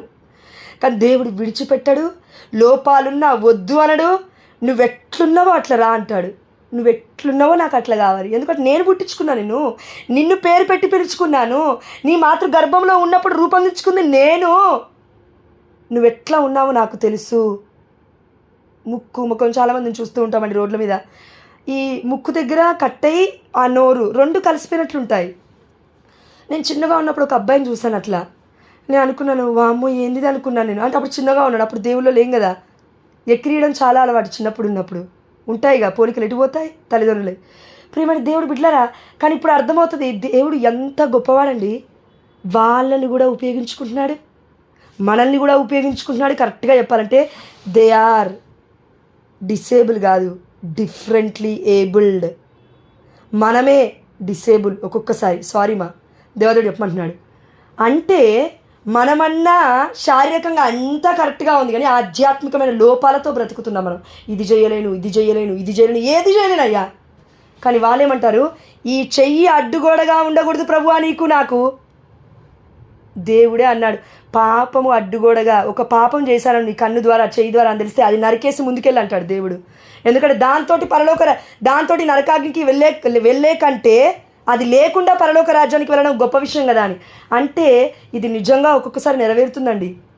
ఒక బిడ్డ చేశాడు కదా, పునీత అంతోని వారి యొక్క ప్రార్థన, మధ్యస్థ ప్రార్థన ద్వారా చేసినప్పుడు ఆయన వెళ్ళి తన తల్లిని కాలుతో తన్నినందుకు పునీత అద్భుతాల అంతోని వారు ప్రసంగిస్తూ ఉన్నప్పుడు, అయ్యో నా తల్లిని నేను తన్నానా అని వెళ్ళి కాలు నరుక్కున్నాడు. అయ్యో ఈ బిడ్డకి ఇట్లా అర్థమైంది ఆ వాక్యం అని మళ్ళీ ఏం చేశాడు, పునీత అంతోని వారు వెళ్ళి ప్రార్థన చేసి ఆ బిడ్డకి కాలుని అతికిస్తూ ఉన్నాడు. ఇది చరిత్ర కాదు, ఇది స్టోరీ కాదండి, ఇది చరిత్ర, హిస్టరీ. ఇది నిజంగా జరిగింది. గర్భములో కాళ్ళు చేతులు ఇవన్నీ ఏమీ లేకుండా దేవుడు సృష్టించాడు. ఆయనకి ఇష్టము, దేవుడికి మనం అంటే ఇష్టము, ఇష్టపూర్తిగానే సృష్టించుకుంటాడు. ఒకవేళ లోపాలు ఏదైనా ఉంది అని అంటే దానికి అర్థం, ఇంతకుముందు అక్కవాళ్ళు చెప్తున్నాడు వాక్యం విన్నాను నేను, ఎంతోమంది బిడ్డలను ప్రపంచవ్యాప్తంగా తిప్పుతూ ఆ దేవదేవుడు గొప్పగా వాడుకుంటున్నాడు లోపమున్న పిల్లల్ని కూడా. మన గ్రూప్లో 2-3 ప్రేయర్ రిక్వెస్ట్లు పెట్టిన వాళ్ళు ఉన్నారమ్మా. వాళ్ళు ఏమని పెట్టారంటే, నా బిడ్డ కరెక్ట్గా ఎదగలేదు, ఇంకా నా బిడ్డ కరెక్ట్గా మాట్లాడట్లేదు, ఇంకా ఏమా దేవుడు నీకెందుకు ఇచ్చాడు అలాంటి బిడ్డని, నువ్వు గొప్పదానివి, నువ్వు మాత్రమే భరించగలవు ఆ బిడ్డని, మా వదిన భరిస్తలే, మేబీ మా కుటుంబంలో ఎవరికి ఇచ్చినా మేము భరించలేకపోయేటోళ్ళమేమో, ఎంత ప్రీచర్స్ అయినా కూడా. నామకే వాస్, ఎందుకు దేవుడికి వ్యర్థం. పరిచయం చేస్తున్నా, ఏదో మాట్లాడుతున్నా, 24 గంటలు నేను వాక్యం చెప్తున్నా, వద్దిది. దేవుడికి కావాల్సింది ఇది కాదు. దేవుడి చిత్తము అందరు ఉన్నప్పుడు ఒకేలాగా ఉండాలి, అందరు లేనప్పుడు ఒకేలాగా ఉండాలి, నిక్కట్టుగా జీవించాలి దేవుడు. అది దేవుడికి కావాల్సింది. కపటం లేకుండా హృదయంలో ఎలాంటి నాటకం బూటకం లేకుండా జీవితంలో, అదండి దేవుడికి కావాల్సింది మన దగ్గర నుంచి. అంతేగాని అందరు ఉన్నప్పుడు ఒకలాగా ఉంటాను, అందరు లేనప్పుడు ఇంట్లో ఉన్నప్పుడు మాస్క్ తీసేసి బ్రతుకుతానంటే దేవుడికి తెలుసు. హృదయ శుద్ధి కల వారు ధన్యులు, వారు దేవుని దర్శింతురు అని దేవుడు అందుకే అంటున్నాడు. ప్రియమైన దేవుడు బిడ్డలారా, దేవుడు ప్రేమ కొలవలేము. మనల్ని సృష్టించిన తీరు కరెక్ట్గా ఈరోజు ఒకసారి నైట్ పడుకునే ముందు ఆలోచిస్తే మన మైండ్ మొత్తము అసలు అర్థం కాదు. ఎట్లా పుట్టాను, ఎట్లా సాధ్యం ఇది, ఎట్లా అవుతుంది ఇది. నేను అట్లేనండి. ఇక్కడ వాక్యం ఉంది, 139వ కీర్తన 15వ వచనము, నేను రహస్య స్థలమున, నేను అనగా మనం, నేను రహస్య స్థలమున రూపము తాల్చినప్పుడు. రూపముంది మనకి, దేవుడి ఇమేజ్ అండ్ లైక్నెస్లో మనల్ని చేసుకున్నాడు. మాతృ గర్భమున విచిత్రముగా, చూడండి ఈ వర్డ్ ఎంత వండర్ఫుల్గా ఉందో, విచిత్రముగా నిర్మితుడనైనప్పుడు నీ కంటికి మరుగై ఉండలేదు. దేవుడి కంటికి ఏది మరుగై ఉండదు. కీర్తనాకారుడు అన్నాడు కదా, ప్రభువా నేను మాతృ గర్భంలో ఉన్నప్పుడు నీ కంటికి మరుగై లేను, సముద్ర గర్భంలోకి వెళ్ళినా నువ్వు నన్ను చూస్తావు, పాతాళ లోకంలో ఉన్నా నువ్వు నన్ను చూస్తావు, పరలోక రాజ్యంలోనే ఉన్నా చూస్తావు, ఆకాశం ఎక్కిపోయినా చూస్తావు, ఇంకెక్కడున్నా నువ్వు చూస్తావు ప్రభువా. అయ్యా నిన్ను తప్పించుకొని నేను ఎక్కడికి వెళ్ళి దాక్కోగలను? ఎక్కడా దాక్కోలేను, ఎక్కడా దాక్కోలేను, ఎక్కడా దాక్కోలేను. కేవలం దేవుడే కాదండి ఈ మాట అనేది, పరిశుద్ధాత్మ ప్రేరణతో నడిపింపబడుతున్న బిడ్డలకు కూడా ఇలాంటి దృశ్యాలు కనబడతాయి. నేను చెప్పట్లేదు ఆ మాట, పరిశుద్ధమైన గ్రంథం చెప్తుంది. ఎక్కడ? పౌలు గారా, పేతురు గారా? జైల్లో ఉన్నప్పుడు, ఎస్ పౌలు గారు అనుకుంటాను, పౌలు శిలాసులు, ఎస్ అపోస్తల కార్యములు 16వ అధ్యాయం దగ్గర ఉంటుంది కదా. పౌలు శిలాసులు వాళ్ళిద్దరిని జైల్లో వేశారు, కట్టేశారు, దుంగల మధ్యలో వాళ్ళ కాలని కట్టేసి అంత ముందుకు చాలా కొట్టారు, అక్కడ పడేశారు. పౌలు శిలాసులు, మా ఒంటి నిండా దెబ్బలున్నాయి, గాయాలున్నాయి, అమ్మో ఎట్లా, డాక్టర్ దగ్గరికి ఎప్పుడు వెళ్ళాలి, మమ్మల్ని ఎప్పుడు రిలీజ్ చేస్తారు జైలు నుంచి అని అనుకోవట్లేదు. వాళ్ళు ఉన్న ప్లేస్ నుంచే స్తుతిస్తూ ఉన్నారు. సాకులు లేవు, కారణాలు లేవు, సందేహాలు లేవు వాళ్ళకి. మనలాగా ఉన్న ప్లేస్ నుంచే స్తుతిస్తున్నారు వాళ్ళు. అవుతుందా కాదా నెక్స్ట్ విషయం, స్తుతిస్తున్నారు. ఎందుకు? యెషయా గ్రంథం 45:12-21 మనం నిన్న చూసాం కదా, స్తుతించుట కొరకే నేను నా ప్రజల్ని కంటిని, స్తుతించుట కొరకే నేను నా ప్రజల్ని పుట్టించుతుని, సృజించుకుందే నా బిడ్డల్ని నన్ను స్తుతించుట కొరకే అని ఆ దేవదేవుడు చెప్తూ ఉన్నాడు. ప్రియమైన దేవుడు బిడ్డలారా, అందుకే వారు చేస్తూ ఉన్నారు, స్తుతిస్తున్నారు. ఎందుకు? పుట్టించింది నా దేవుడు యేసయ్య దేవుడే అని విశ్వసించారు వాళ్ళు, కాబట్టి స్తుతిస్తున్నారు. మన జీవితంలో ఎప్పుడైతే మనం స్తుతించట్లేమంటే దానికి కారణం ఏంటంటే నా అంతటిగా నేనే పుట్టాను, ఒక రోబోటిక్ వరల్డ్లో నేను ఉన్నాను, నన్ను ఎవరో రోబో పుట్టించాడు, నన్ను ఎవరో మా అమ్మ పుట్టించింది, మా నాన్న పుట్టించాడు, దేవుడికి సంబంధమే లేదు, యేసయ్యకి నాకు సంబంధమే లేదు, ఈ లోకంలో ఉన్న నాకు పరలోక రాజ్యంలో ఉన్న దేవుడికి ఎలాంటి సంబంధం లేదు, అసలు ఆ రక్తమే నన్ను కాపాడలేదు. ప్రియమైన దేవుడి బిడ్డలారా, ఎలా ఉంటామంటే అసలు దేవుడికి మనకి సంబంధమే లేనట్టుగా బ్రతుకుతూ ఉంటాము. సందేహాలు డైరెక్ట్గా నోటితో చెప్పమది, సందేహాలు. దేవుడు ఉన్నాడా? ఉంటే గర్భఫలమేది మరి? మొన్న నా భర్త అడుగుతున్నాడు, 3 సంవత్సరాల నుంచి ప్రార్థన చేస్తున్నావు, చాలామందికి గర్భఫలం వచ్చిందని చెప్పాడు. అంటే నా భర్తని బ్లేమ్ చేయడం కదా, మరి చెప్తున్నాను, ఏ భర్తకైనా ఉంటుంది అట్లా, మరి ఉంటుందండి. అందరికి ఒకే విశ్వాసం ఎట్లుంటుంది? దేవుడి కృప. ఆ విశ్వాసం కూడా ఏదో మనం సంపాదించుకుంది కాదు, విశ్వాసం కూడా దేవుడి కృప. అంత నమ్మకం ఉండాలి దేవుళ్ళు అంటే కూడా దేవుడి కృప. ప్రపంచం మొత్తం ఏం మాట్లాడుతున్నా సరే దేవుడు మాత్రమే రక్షకుడు, మాత్రమే నా యేసయ్య మాత్రమే దేవుడు అని చెప్పడం కూడా ఆ దేవుడు ఇచ్చిన కృప. అంత ధైర్యము దేవుడే ఇవ్వాలి. అంత ధైర్యము పౌలు శిలాసులకి ఆ దేవదేవుడు ఇచ్చున్నాడు. అందుకే వాళ్ళు స్తుతిస్తూ ఉన్నారు. స్తుతించి అయిపోతున్న సమయం మొత్తం ఖైదీలు మొత్తం వింటున్నారు. వారి యొక్క సంఖ్యలు బల్లున తెగిపడెను. ఆమె హల్లెలూయా. యేసు నామములో ప్రతి బంధకం వీడిపోనుగాక. Amen hallelujah. Whatever you are going through now, right now, in the mighty name of Jesus, I command in the mighty name of Jesus and break every chain in the mighty name of Jesus. Amen hallelujah. అది ఏదైనా బంధకమైన ఇంకే సమస్య అయినా దేవుడు తొలగించున్నాడు. ఆమె హల్లెలూయా. ప్రియమైన దేవుడు బిడ్డలారా, ఆ సమయంలో దేవుడే చేశాడు. స్తుతించారు, చూశారు, వాళ్ళ స్థితి మారిపోయింది. మొత్తము అన్ని చెరసాలలు కూడా తెరవబడ్డాయి. ఒక్క చెరసాల కాదు, అన్ని చెరసాలలు. నువ్వు నేను గ్రూప్లో జాయిన్ అవ్వకుండా ఒక్కరమే ఒంటరిగా ప్రార్థన చేసుకుంటే ఏమవుతుందంటే, నా జీవితం బాగుంటుందేమో, మేబీ దేవుడికి మహిమ తీసుకురాదేమో. ఎందుకంటే దేవుడు పిలిచింది మనల్ని ఉపయోగించుకోవడానికి, అంతేగాని ఒంటరిగా కూర్చో ఆల్ ద టైం. నేను అనేది ఆల్ ద టైం అమ్మ, ఒక్కొక్కసారి అని కాదు, ఆల్ ద టైం. ఎప్పుడు నేను ఒంటరిగానే చేసుకుంటా ప్రార్థన, ఎప్పుడు నేను ఒంటరిగానే ఉంటానంటే దేవుడు అంటాడు, ఒంటరిగానే వచ్చావు ఈ లోకానికి, ఒంటరిగానే వస్తావు పరలోక రాజ్యానికి. కానీ నేను చెప్పింది అది కాదు నీకు. ఒంటరిగా ఉన్నవాడు 1000 మంది అవ్వాలి. ఆమేన్ హల్లెలూయా. 1000 మంది ఆత్మలను రక్షించాలి. ఆమేన్ హల్లెలూయా. ఈ లోకానికి మనం వచ్చిందే అందుకు, దేవుడి పరిచయం చేయడానికి. బొమ్మలాట ఆడుకొని వెళ్ళిపోయి పెళ్ళిళ్ళు చేసుకొని వెళ్ళిపోవడానికి కాదు, పిల్లలు కానీ వెళ్ళిపోవడానికి కాదు, దేవుడి చిత్తం ఏంటో చేయడానికి వచ్చాం. కొంతమందికి పెళ్ళిళ్ళు అవ్వవు, ఎందుకు? దేవుడి చిత్తం. కొంతమంది మఠకన్యాస్త్రీలు ఉన్నారు, ఎందుకు? దేవుడి చిత్తం. యాజకులు ఎందుకున్నారు? దేవుడి చిత్తం. అది ఏదైనా దేవుడి చిత్తం చేయాల్సిందే. కష్టంగా ఉన్నప్పటికీ కూడా ఇష్టముగా దేవుడు మార్చుకుంటాడు. ఆమేన్ హల్లెలూయా. అది దేవుడి వల్లే అవుతుంది. పరిశుద్ధాత్మ దేవుడు మనలో ఉంటేనే అది అవుతుందండి. అందుకే మనలో ఊదిన ఆత్మ ఏదో ఆత్మ కాదు, దేవుని ఆత్మ, పరిశుద్ధాత్మ. కాబట్టి మనమందరం గుర్తుపెట్టుకుందాం, మనమందరం పరిచర్య చేస్తున్నామా? మనమందరం దేవుడి పని చేస్తున్నామా? పని అంటే వాక్య పరిచర్య మాత్రమే కాదు, దేవుడు మనకేమి ఇచ్చాడో దానికి కట్టుబడి మనం జీవిస్తున్నామా అని మనం గుర్తుపెట్టుకోగలాలి. ప్రియమైన దేవుడి బిడ్డలారా, అంత మాత్రమే కాదు, చూడండి, నీ కంటికి మరుగై ఉండలేదు అంటున్నాడు. 16వ వచనం అండి, హైలైట్ ఇది. నేను పిండముగా ఉన్నప్పుడే. పిండం అంటే ఇంకా అసలు ఏది జరగలేదు అక్కడ. ఇంకా జస్ట్ మేబీ స్పర్మ్ అంటే ఒకవేళ వైఫ్ అండ్ హస్బెండ్ కలిసిన తర్వాత స్పర్మ్ అండ్ అమ్మాయి యొక్క ఎగ్ 2 వచ్చి అటాచ్ అవ్వడం కూడా దేవుడి కృప. ఆ 2 ఎట్ ఏ టైం అలా కలవాలన్నా కూడా దేవుడి యొక్క జీవం వస్తుందని అర్థం. అక్కడికి దేవుడు ఊపిరిని ఊదుతున్నాడు, ఆ 2 వచ్చి అలా కలిసిపోయాడు అంతే. ఈ రోజుల్లో భార్యాభర్తలు ఇద్దరు కలిసి జీవించాలంటే ఎవరుండాలి మధ్యలో? దేవుడు ఉండాలి. ఆనాడు ఎవరున్నారు? ఆదికాండంలో యావే ప్రభు ఉన్నారు. అందుకే ఆదాముకి పక్కటెముకను తీసి ఏవని తీసుకొచ్చి ఇచ్చాడు. ఆదామే తనంతట తానుగా ఆ ఎముక నుంచి ఏవని కనలేదు, దేవుడు ఇచ్చాడు కాబట్టి తీసుకున్నాడు. దేవుడిచ్చాడు భార్యని, దేవుడిచ్చాడు భర్తని, అతుక్కుపోయి జీవించమని ఏక శరీరులుగా. ఇది మనం ఒకవేళ చేయలేకపోతే అది కూడా దేవుడికి మనం అన్యాయం చేస్తున్నట్లే, మన కుటుంబ సభ్యులకు కూడా మనం అన్యాయం చేస్తున్నట్లే. కేవలం భార్యాభర్తల విషయంలోనే కాదండి, మనము రూతు నవోమి తీసుకున్నా కూడా ఉంది కదా. ఋతునవమి. అన్యురాలు అత్తని విడిచిపెట్టి వెళ్ళదు. ఇంకో పెళ్లి చేసుకోవాలని వెళ్ళలేదు ఆమెతో.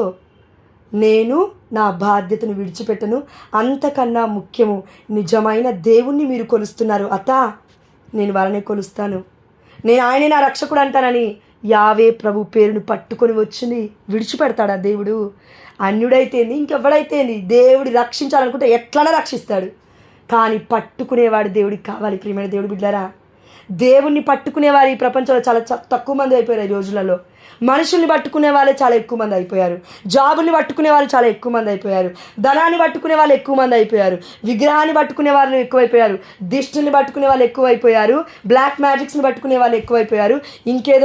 ఇంకో శాపాలను పాపాలను పట్టుకునే వాళ్ళు ఎక్కువైపోయారు. కానీ దేవుడు అంటున్నాడు, అన్నీ పక్కకు పెట్టి నన్ను పట్టుకో, సమస్తము కదులుతుంది ఈ ప్రపంచంలో. ఆమేన్, హల్లెలూయా.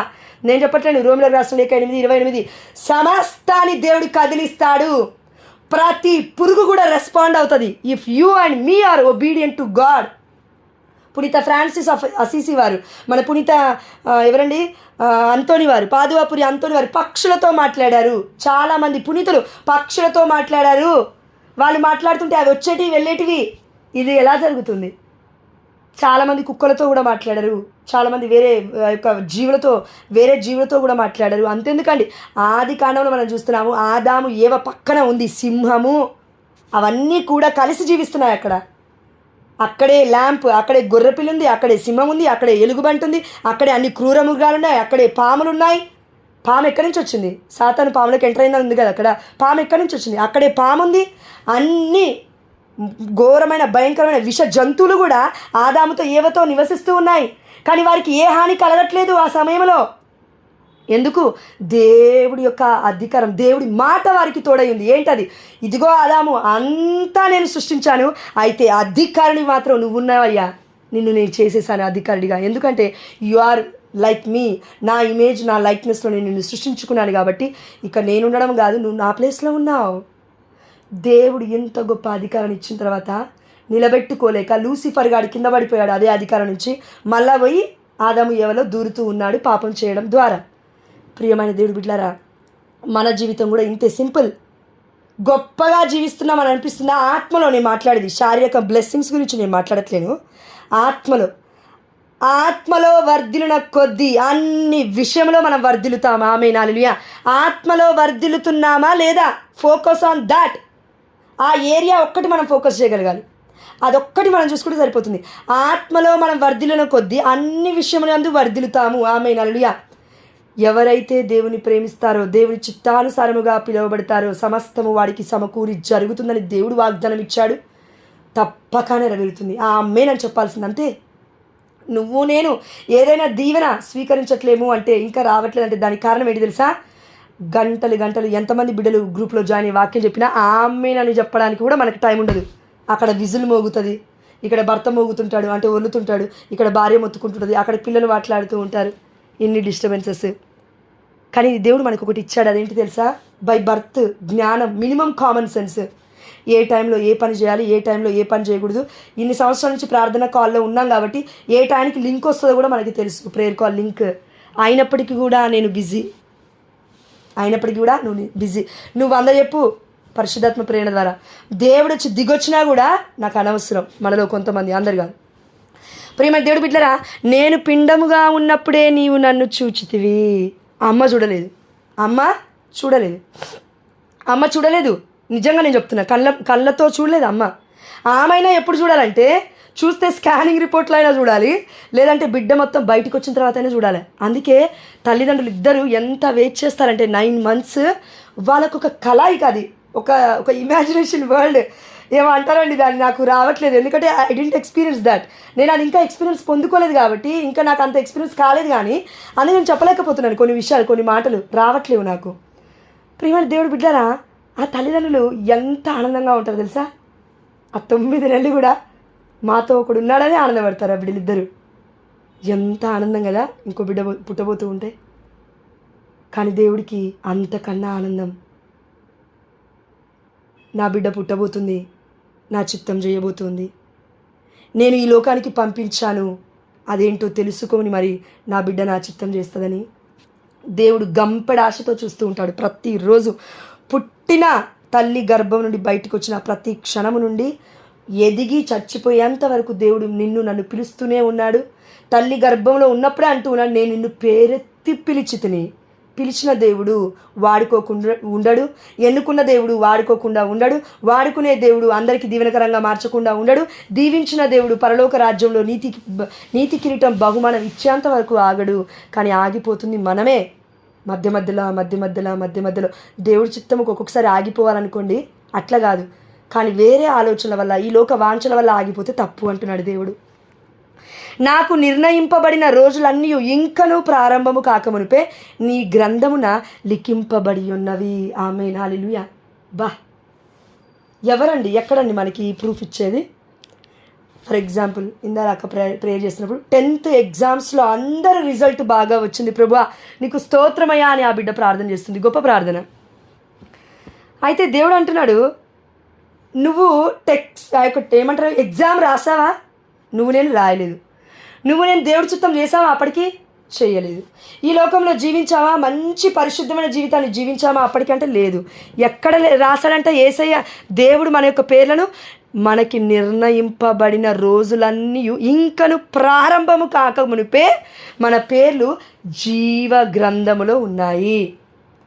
మన భర్త అయినా సరే పెళ్లి చూపులు అయిపోయిన తర్వాత, పిల్లలు కన్న తర్వాత, అంతా అయిపోయిన తర్వాత నువ్వు ఉన్నా లేకపోయినా ఒకటే అంటాడు. అంటే తీసి పడేస్తాడు పోపు లెక్క.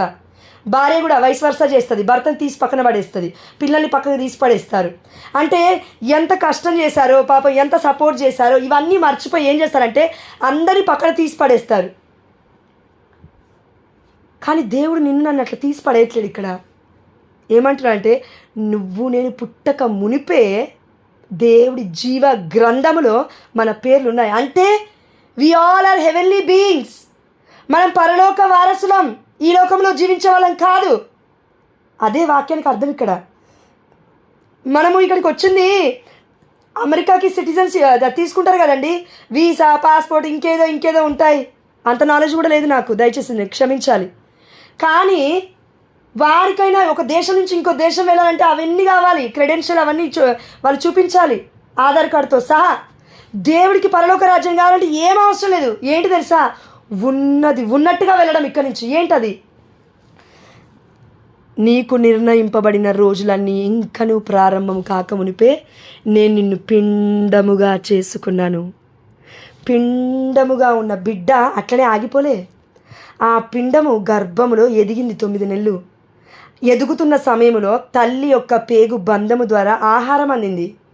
నీళ్ళు అందాయి, జ్యూస్లు అందాయి, విటమిన్స్ అందాయి, మినరల్స్ అందాయి, ప్రోటీన్స్ అందాయి, సూర్యరశ్మి కూడా అందింది, డి విటమిన్ కూడా అందింది. డైరెక్ట్గా ఆమె రాలేదు ఇంకా బయటికి. అన్నీ అందిన తర్వాత అంతెందుకు, దేవుడి యొక్క వాక్యం పోషిస్తుంది కదా. ఒకవేళ ఆ బిడ్డ దేవుడికి భయం భక్తిలో పెరుగుతున్నట్లయితే తల్లి బైబిల్ ఎంత చదివితే ఆ బిడ్డకు అంత మంచిది. తల్లి మరియ తల్లి మధ్యస్థ ప్రార్థన ఎంత అడిగితే ఆ బిడ్డకు అంత మంచిది. ఎంత ప్రార్థనలో ఉంటే అంత మంచిది. దేవుని ఇంకెంత స్తుతిస్తే అంత మంచిది. ఎందుకు తెలుసా? ఒక తల్లి భయపడినప్పుడు గర్భంలో ఉన్న బిడ్డ భయపడుతుంది. నేను చెప్పట్లేనండి, పరిశుద్ధమైన గ్రంథంలో లూకాసు వార్త 1వ అధ్యాయంలో చూస్తున్నాం.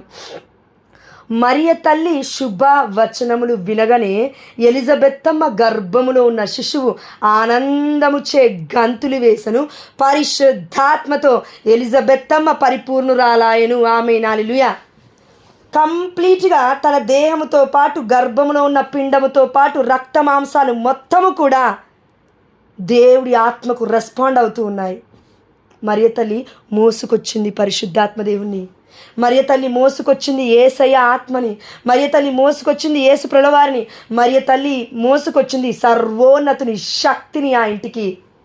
దేవదూత పలికినట్లుగా ప్రియమైన దేవుడు బిడ్డారా, దేవుడి సన్నిధితో వచ్చింది కాబట్టి శుభవచనములు పలకగానే అప్పటి వరకు ఆ బిడ్డ ఎలా ఉన్నాడో మనకైతే తెలీదు. ఆమె ఎలిజబెత్తమ్మ గారు ఫుడ్ తింటుందో లేదో మనకి తెలీదు.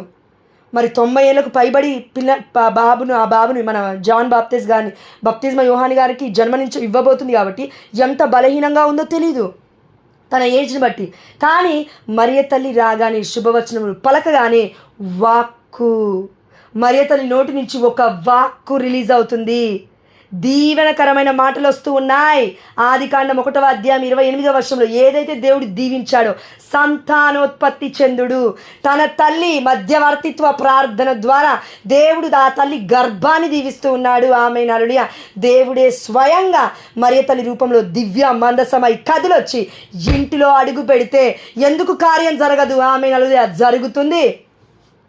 దివ్య మందసం, దేవుడి యొక్క రక్త శరీరాలు అమ్మ మరియ తల్లిలో ఉంటూ ఉన్నాయి.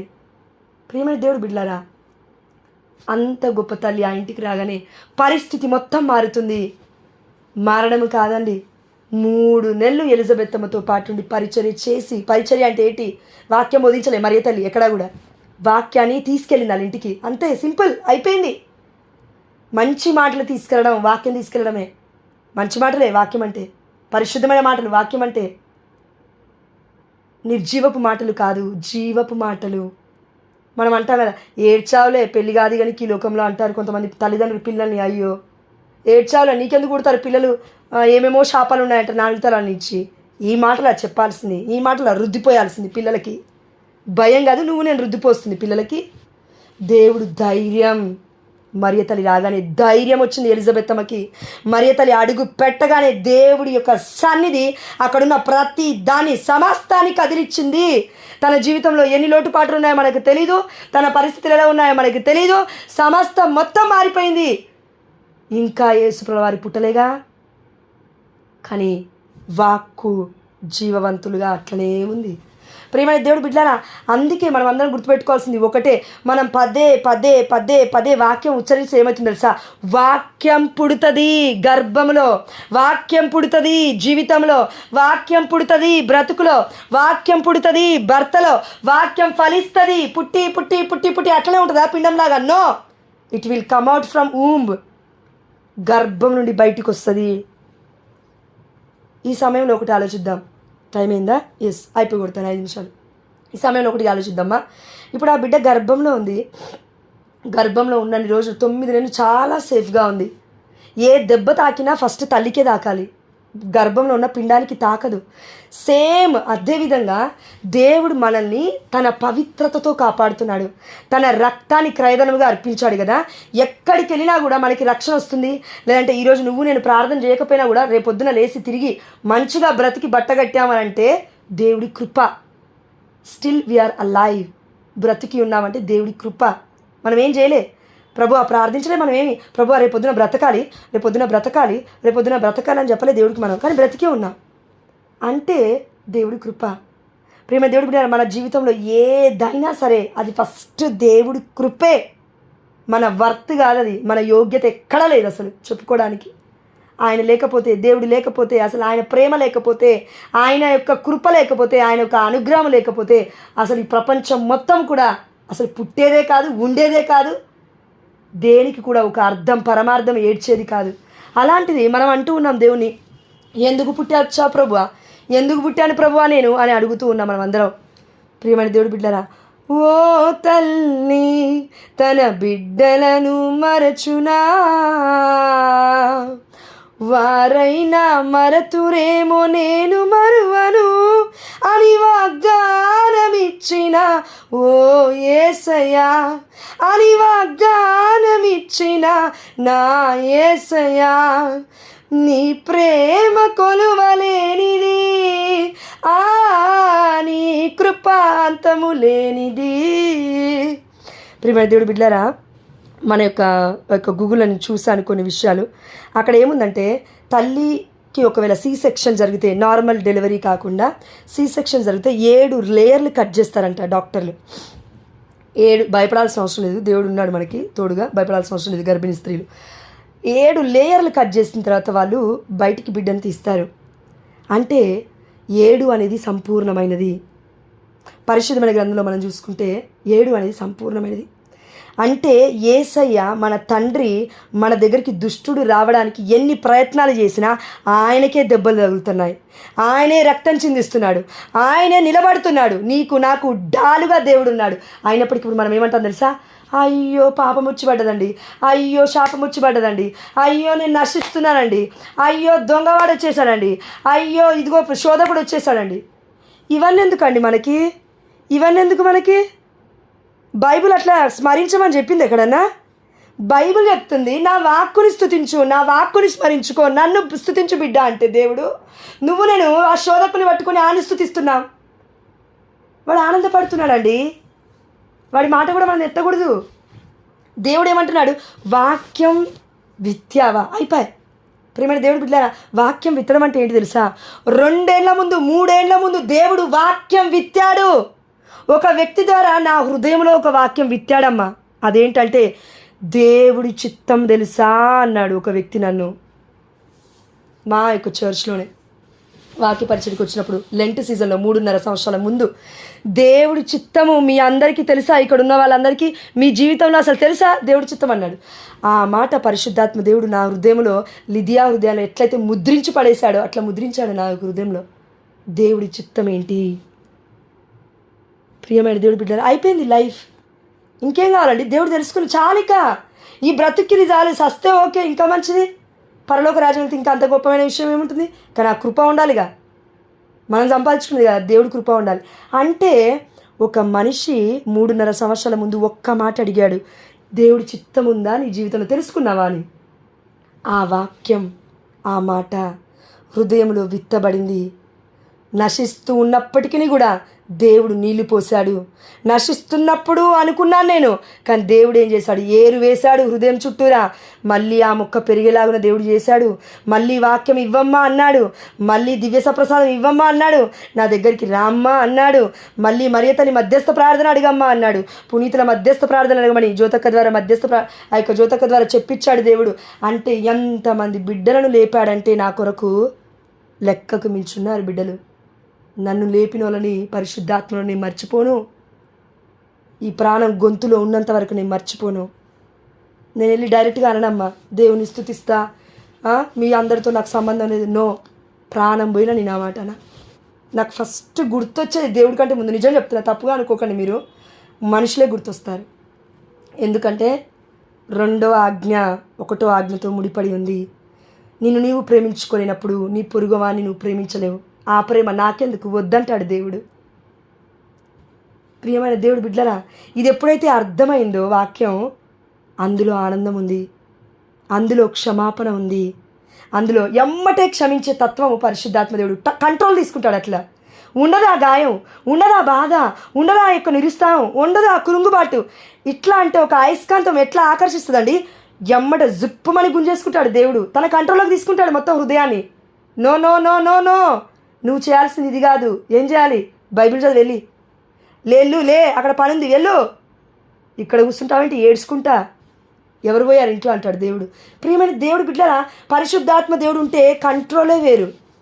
ఫ్రాక్షన్ ఆఫ్ సెకండ్స్లో కళ్ళు మూసి తెరిసే లోపు అసలు ఏం చేస్తామో మనకు కూడా తెలియదు. అంటే ఏంజిల్స్ చేస్తారండి యాక్చువల్గా, అది మనం చేయలేం. కానీ ఏంజిల్స్ కనబడదు, హెవెన్లీ బీయింగ్స్. ఎట్లుంటుంది? కన్ను తెరిచి రెప్ప మూసేలోపు ఏదో చూసినట్టు అనిపిస్తుంది ఒక్కొక్కసారి, కానీ చూడలేం. అట్లా ఉంటుంది దేవుడి యొక్క ప్రజెన్స్ అనేది. వాళ్ళు ఫ్రాక్షన్ ఆఫ్ సెకండ్స్లో మొత్తం ప్రపంచాన్ని మొత్తం చుట్టేస్తున్నారంటే దానికి అర్థం ఏంటంటే అంత స్పీడ్ మోషన్ ఉంది వాళ్ళకి. హెవెన్లీ బీయింగ్స్కి, దేవుడి బిడ్డలకి కూడా ఈ కృప ఉంది. ఎక్కడ? ఫిలిప్పుని దేవాదేవుడు తీసుకెళ్ళి ఇథియోపియా ఉద్యోగి దగ్గర పెట్టినప్పుడు, దానియేలు సింహంలో బోన్లో ఉన్నప్పుడు హబక్కూకో ఇంకెవరో ఉంటారు కదా అక్కడ ప్రవక్త, ఆ బిడ్డని వంట తీసుకెళ్ళి రొట్టెలు తీసుకొచ్చి ఆడికి పెట్టని ఆ జుట్టు పట్టుకొని గాలిలో ఆకాశంలో తీసుకెళ్తున్నప్పుడు, ఇవన్నీ కట్టుకథలా? నిజాలు. మన జోసెఫ్ కుపిటినో గారు గాల్లో ఎగిరేవాళ్ళు మోకాల మీద ఉన్నప్పుడు, ప్రార్థిస్తున్నప్పుడు మరియతల్లి మధ్యస్థ ప్రార్థన ఎక్కువగా చేస్తారు. జోసెఫ్ కుపిటినో గారు అమ్మ అమ్మ అమ్మ అంటాడు మరియతల్లిని 24 గంటలు. మరియతల్లి ఆ యొక్క గ్రోటో ముందు ప్రేయర్ చేస్తూ ఉన్నప్పుడు ఎప్పుడు గాల్లో లేచేవాడు అంత పైకి. ఎట్లా పాసిబుల్ అవుతుందండి ఒక మనిషికి గాల్లో లేవడం? పక్షులకి తప్ప అసలు ఎవ్వరికి సాధ్యం కాదు. అది దేవుడి యొక్క ఆత్మకి సాధ్యమే. నీలో నాలో దేవుడు ఆత్మ ఉంది.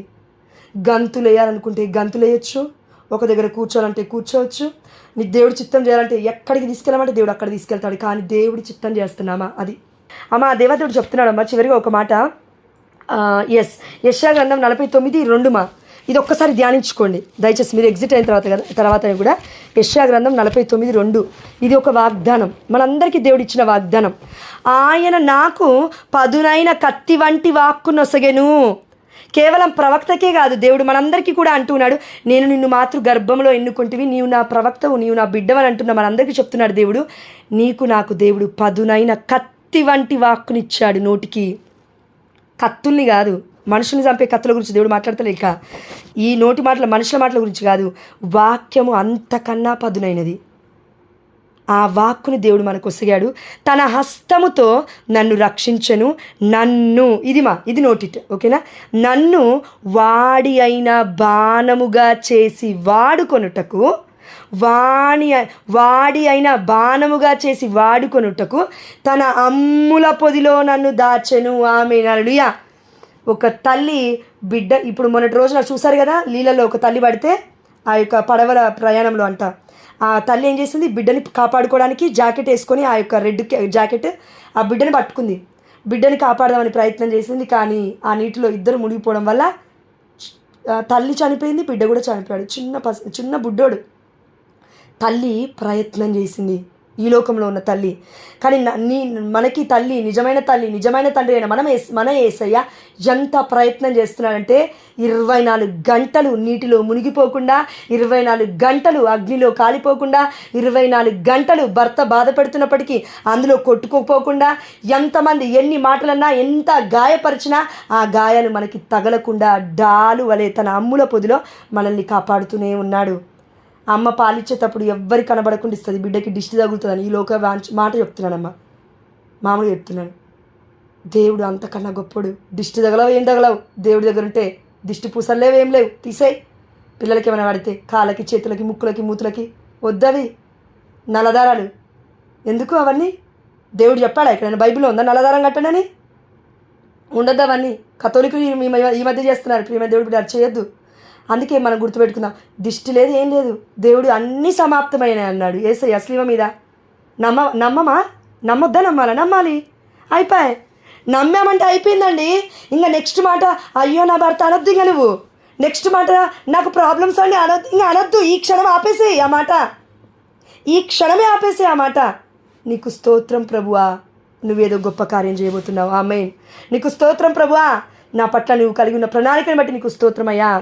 దాంతోపాటు ఈ వాక్యము అమ్ముల పొదిలో దేవుడు మనల్ని దాచుకున్నాడు కదా, ఈ వాక్యంతో పాటు ఈ వాక్యాన్ని ప్రతిరోజు మీకు ఇష్టమైతే ఎత్తిపట్టి ధ్యానించండి.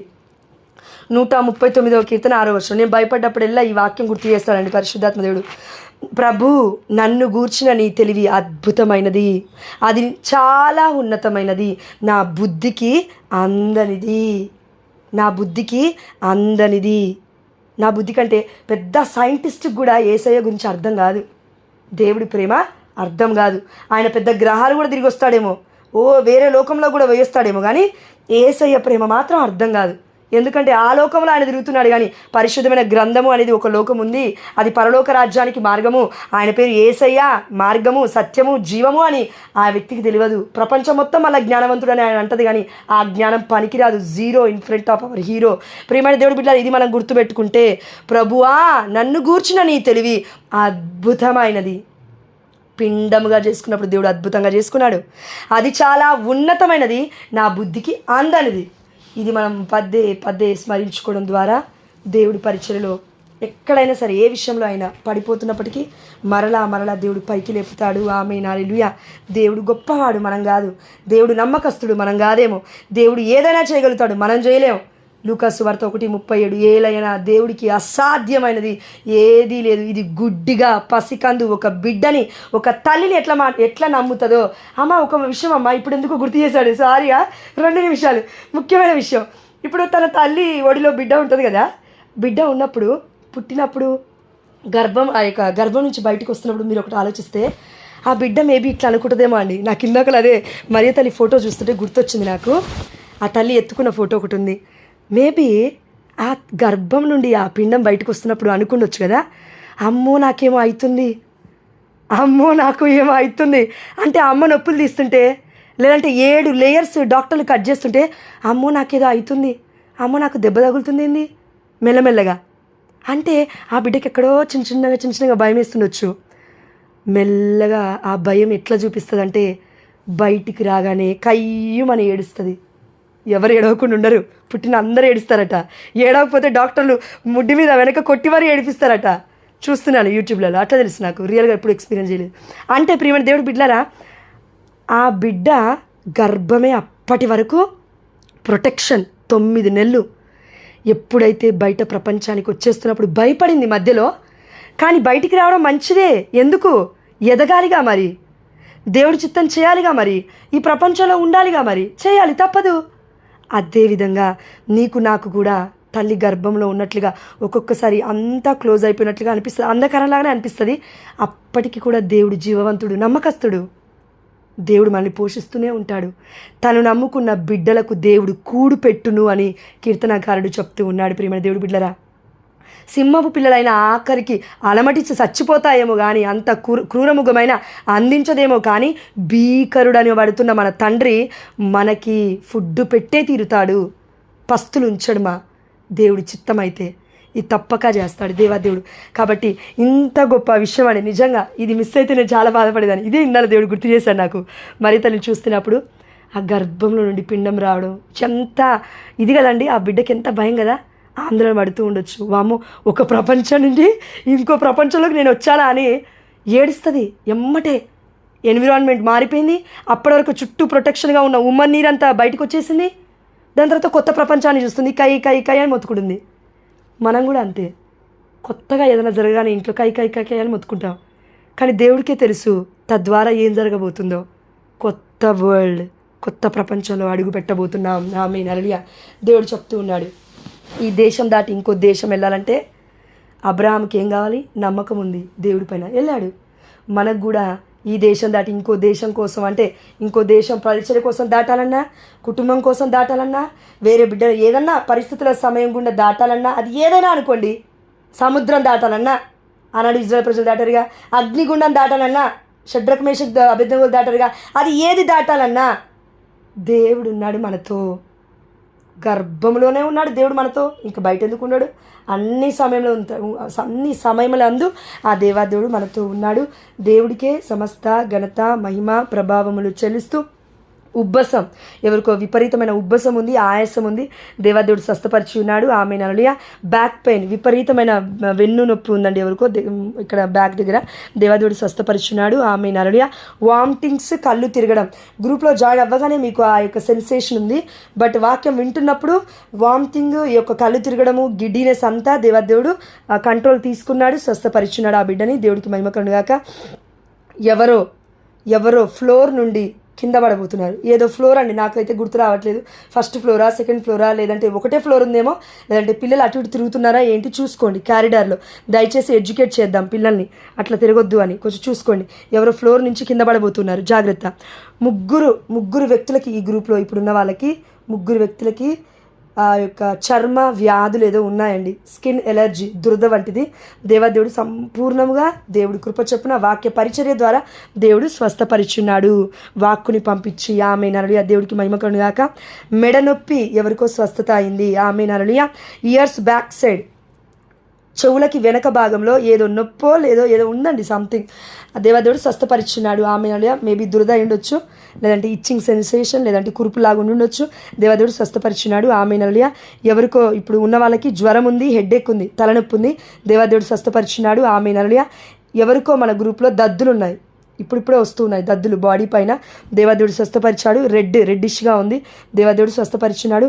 పన్ను నొప్పి, ఎవరికో పంటి నొప్పి ఉందండి, పన్ను నొప్పి, ఇది కూడా చూస్తున్నాడు చూడండి దేవుడు. పన్ను నొప్పి ఎంత చిన్న విషయం కదా, ఎంట్రుకలు రావడం కూడా దేవుడు చూస్తున్నాడు. పన్ను నొప్పితో బాధపడుతున్న బిడ్డను కూడా దేవాదేవుడు స్వస్థపరుస్తున్నాడు. కళ్ళు మసక, ఎవరికో కళ్ళు మసగ గారిపోతున్నాయండి, మసకగా కనబడుతుంది. దేవాదేవుడు ముట్టి ఆల్రెడీ స్వస్థపరిచున్నాడు.